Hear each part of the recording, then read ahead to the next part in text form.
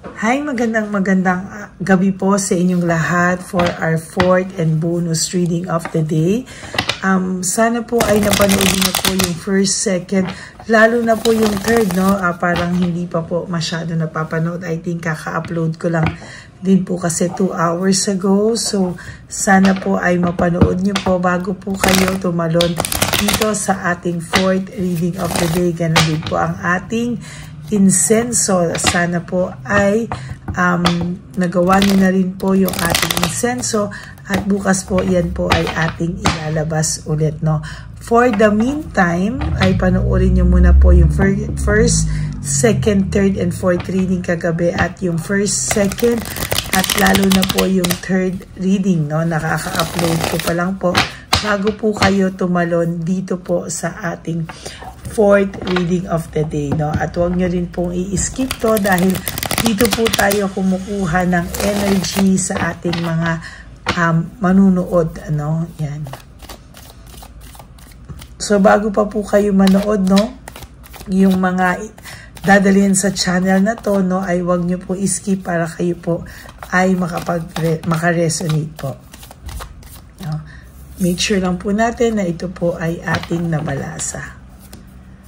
No, para hindi po magmukhang coincidence lang na yan ay ating or dahil nagamit, ano, so kailangan po ay ating talagang siguraduhin na ito po ay nabalasa ng mabuti. Okay. Ayan, panoorin nyo muna po ha yung third reading of the day kasi kaka-upload ko lang po, baka malagpasan nyo po at dito po kayo mapunta ka agad, ano? Malagpasan or ma-skip nyo po yung third reading. Sana po ay wag, no? Panoorin nyo muna po yun bago ang fourth reading. Hanapin nyo muna po ang third reading bago po kayo tumalon dito sa ating fourth reading of the day or bonus reading of the day.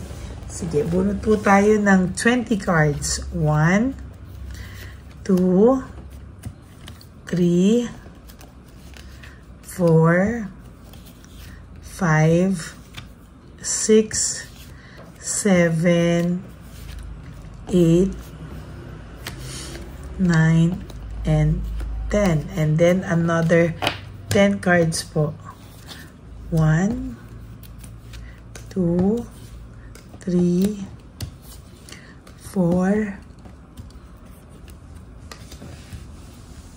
5, 6, 7, 8, 9, and 10.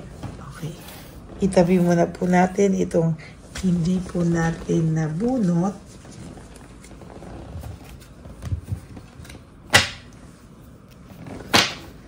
At make sure po ha na hindi po kayo nag-skip from start to finish, and please no skipping of ads din po, no? Yan.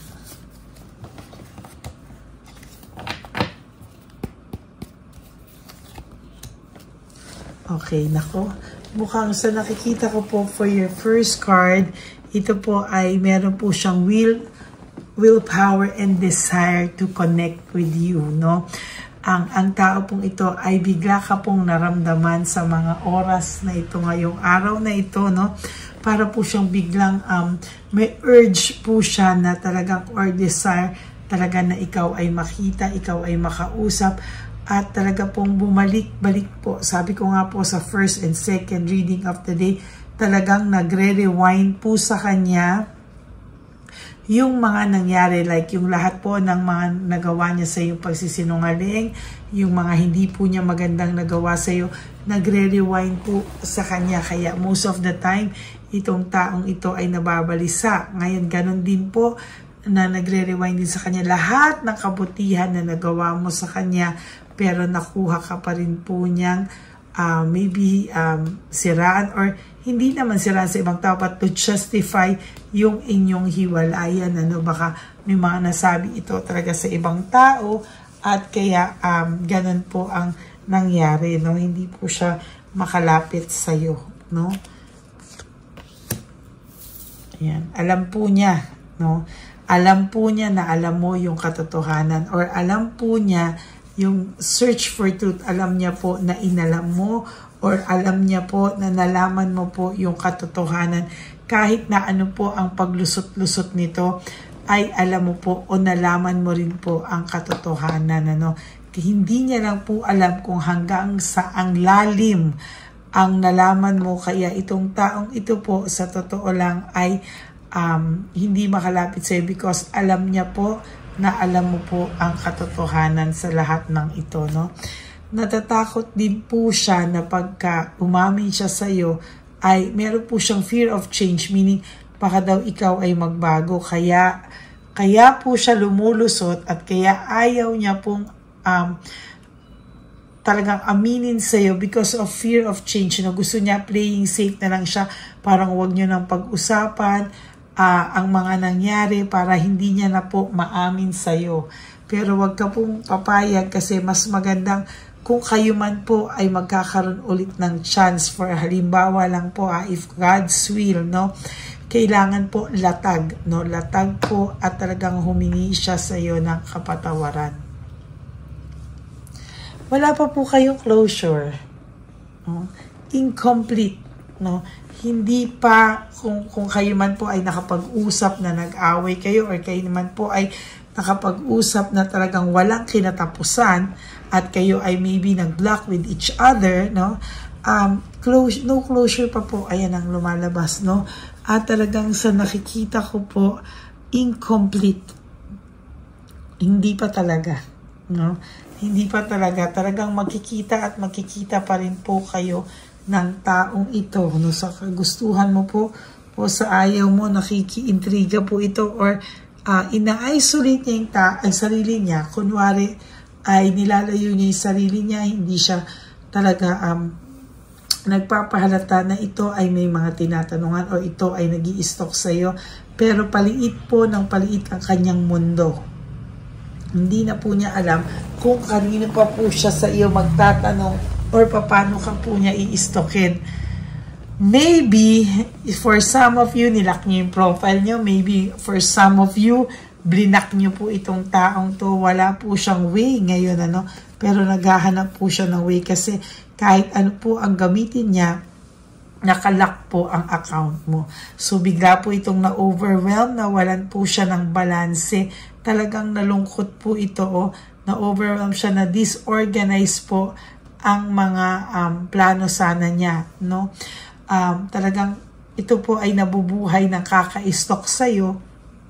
Ngunit nung ikaw ay nagdesisyong i-block, maybe i-block itong taong to, or i-lock ang profile mo para po siyang nawalan ng lakas, no? Para po siyang lalong nanghina. There is this anxiety, trauma, and hopelessness. Para pa po siya yung na-trauma sa ginawa mo na pambablock sa kanya. Kasi ito pong taong to, kahit papano, no, hindi po siya sanay na palaban ka, no.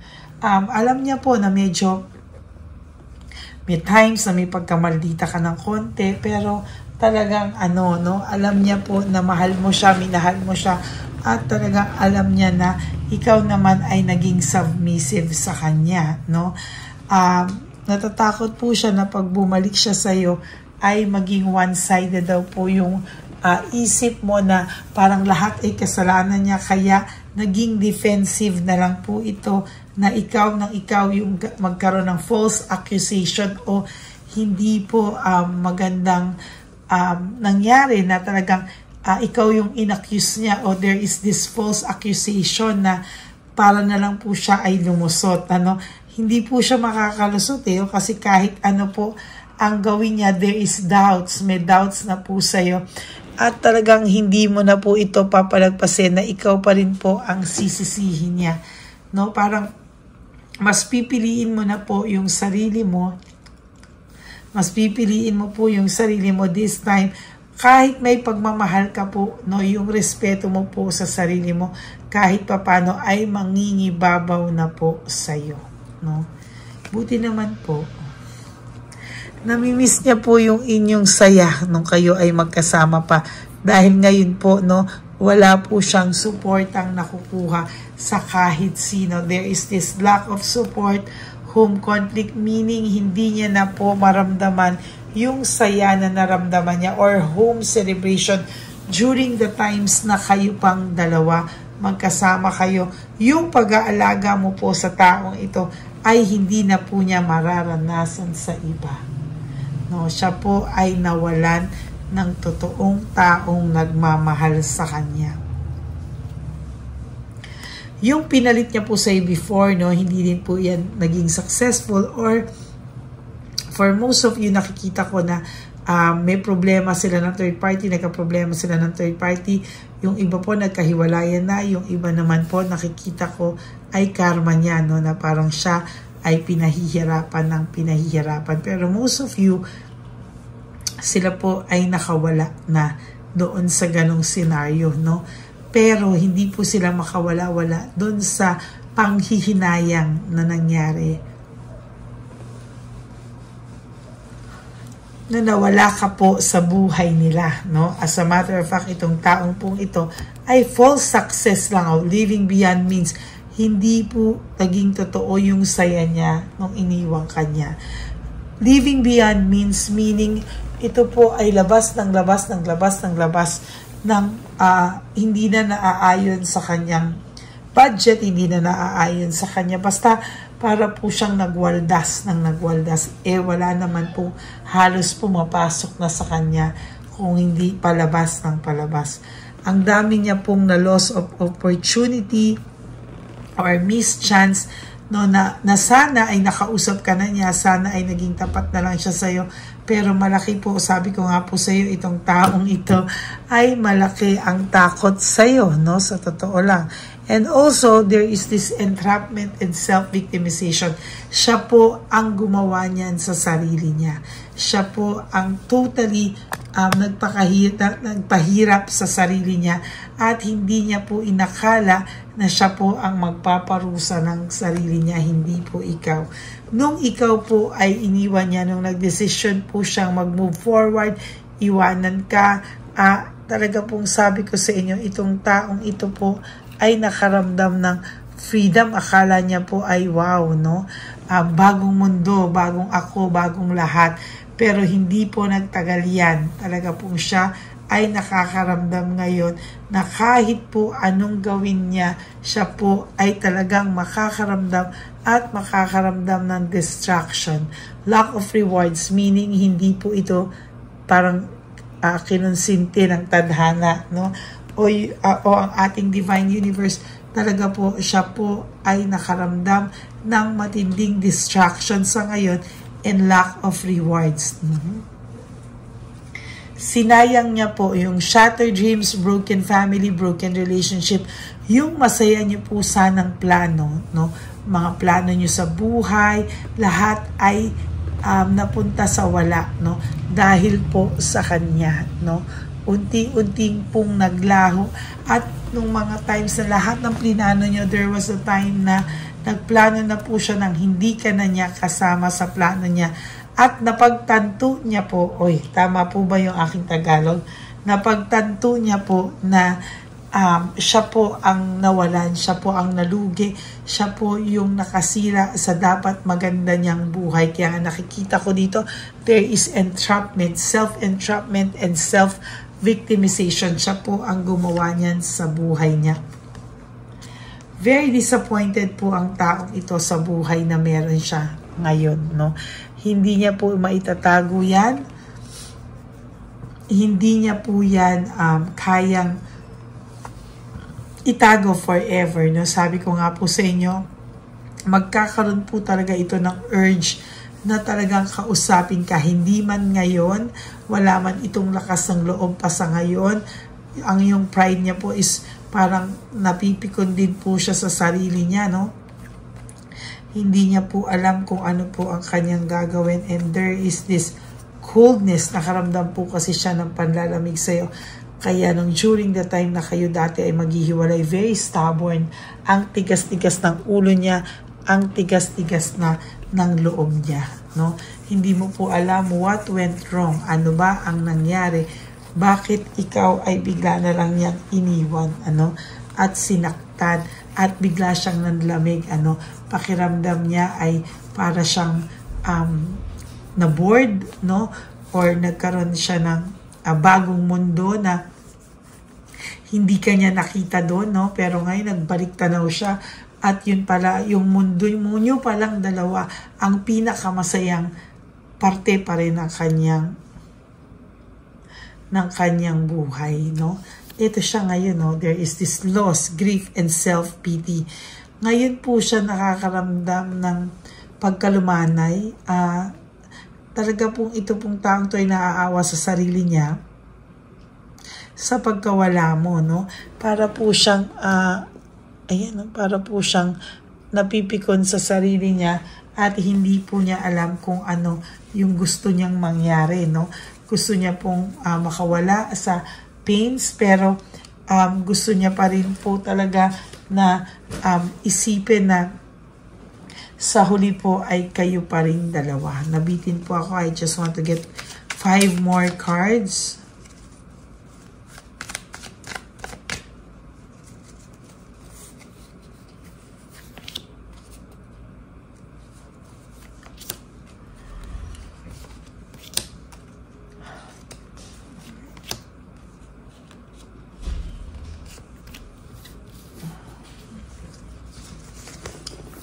Yung kanya pong loss, grief, yung pagkawala mo po sa buhay niya ay dinidib niya po talaga. And nabunot ko rin po itong over fatigue and exhausted siya sa buhay niya ngayon, ano. Kahit po anong sabihin mo, itong taong pong ito ay talagang hindi matatahimik. At siya po ay napapanik, no. Nag-slow down po siya, pero naghihintay pa rin po siya sa tamang oras na kayo ay magkakaharap.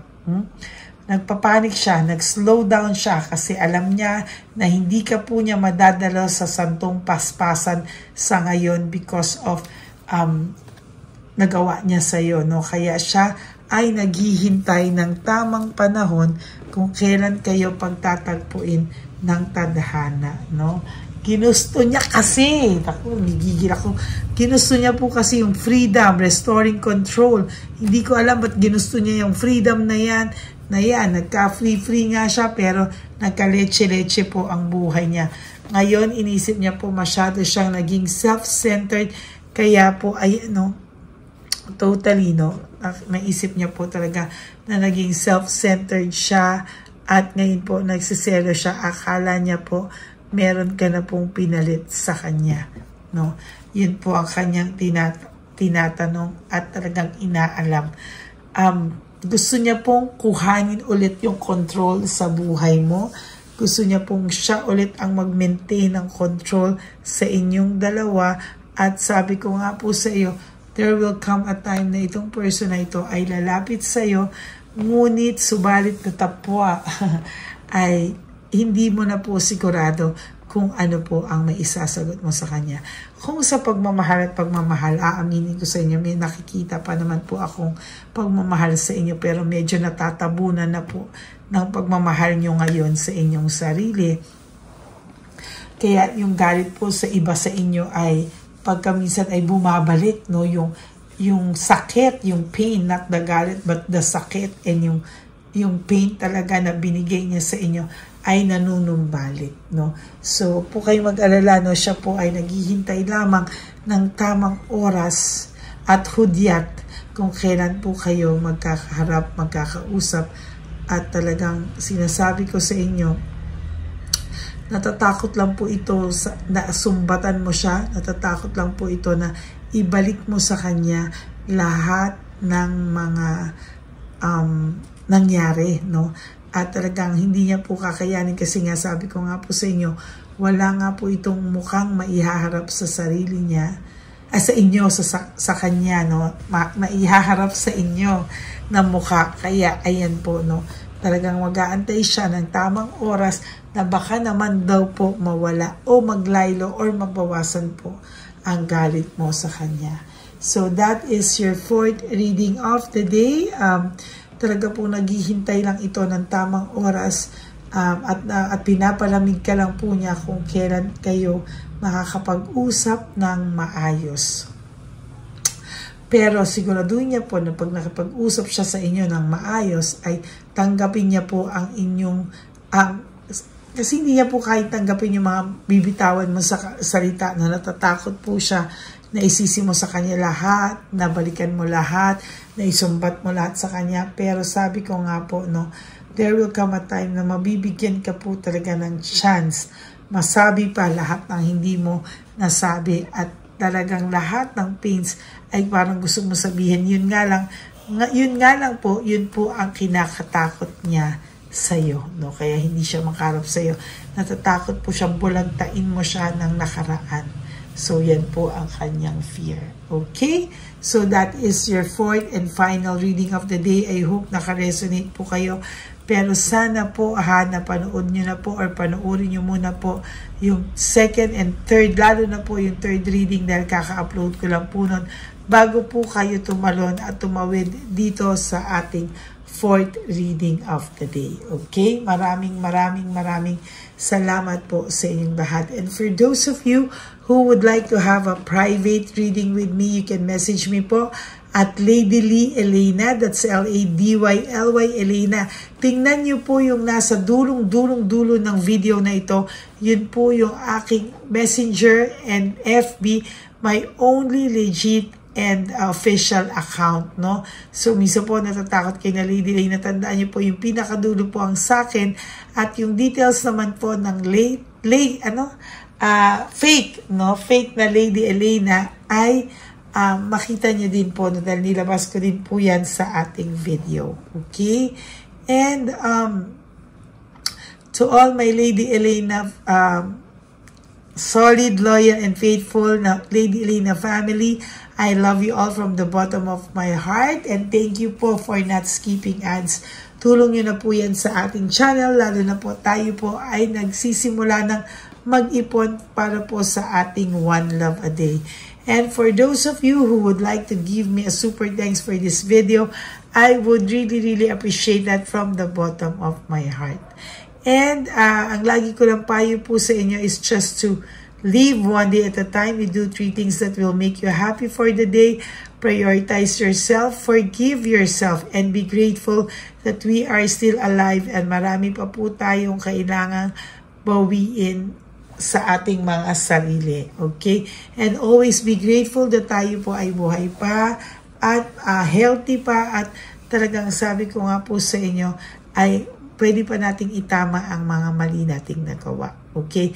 And always choose to love yourself, because self-love is still the best love of all. And you also have to realize that life is so short. Don't make it shorter by stressing yourself from all the pains and heartaches na binigay sa inyo na kahapon. Just surrender everything to the divine universe and just let go and let God write your life and love story. Ako po ay magbabalik bukas for another set of reading. For the meantime, I hope na napanood nyo na po ang first, second, third reading kahapon. At yung insenso natin, ganun din po yung ngayon, no? Yung ating insenso po, first and second reading, bago po kayo tumalon sa third and final reading of the day. Okay? Maraming salamat po sa inyong lahat, and may God bless you all. Bye! Good night po! Okay, update po, may nagpanggap pong subscriber natin na siya po ay magpapahula sa fake na Lady Elena, kaya ayan, hinihingan po siya ng $80, at ang cell po niya ay nabigay at nakuha. Ang pangalan niya po sa cell ay Julian Albert, no? Siya po ay may cell account din, kaya mag-iingat po kayo. Ayan po, no, kung sino man po yung scammer na Julian Albert na yan, no, iinsensuhan po natin yan para siya po ay makonsensya. Kung wala man po siyang konsensya, at least po bumalik sa kanya lahat po ng kanyang ginagawa, at maling-mali po yan, ano. Basahin niyo po lahat yan, makikita niyo po, ayan po ang cell number niya at Julian Albert na yan, ano, para po talagang ma-report din po natin yan na siya ay gumagamit ng cell account na Julian Albert. Mag-ingat po kayo. Ayan po yung number niya. Ayan po yung pangalan niya. Huwag po kayong magpauto. Nakita nyo naman po, no, napakalayo po ng pangalan ko sa pangalan ng pinagsesendan nyo po ng account o ng pera. Kaya mag-ingat po kayo at beware sa scammer na to. At talagang ayan po, pinost ko po ang kanyang pangalan dito para maging babala po sa inyong lahat. Maraming salamat po. At mag-ingat po kayo, pakireport po ang page na yan, ang messenger niya na Lady Elena. Maraming salamat po and God bless you all. Ayan, sa susunod po makikita niyo yung account niya na i-report niyo. Salamat po na marami. Magandang gabi po ulit sa inyong lahat. Ako po ay muling nagpapaalala sa inyo na mayroon pong lumalabas sa FB at Messenger account na fake account po, no, nang hihingi po ng $25 through PayPal at hindi po yan totoo. Huwag po kayong maniwala dyan. At pag sinabi mo po na gusto ko pong marinig ang boses nyo or makita kayo, ang sasabihin po ay magbibigay kami ng link. Buksan mo yan at pagkatapos ay makikita mo ako. Huwag po kayong maniniwala dahil yan po ay hindi totoo. Yan po ay isang malaking scam na pag binuksan nyo po ay mahahack po lahat sa inyo. Mahahack po ang inyong mga personal details. Lahat ay mahahack. Ako po ay nalulungkot na ito po ay nangyari. Ngunit sa talagang may mga tao pong masasama at may mga tao po talagang hindi makatiis na hindi gumawa ng masama sa ibang tao. Pero maging aware po sana kayo. Tulungan nyo po ako.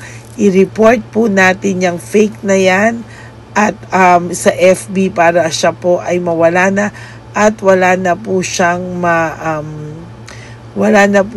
mabiktima pa. No? Nandyan po lahat ng details at maraming salamat po sa inyong lahat. Maraming salamat po sa inyong lahat at mag-iingat po kayo.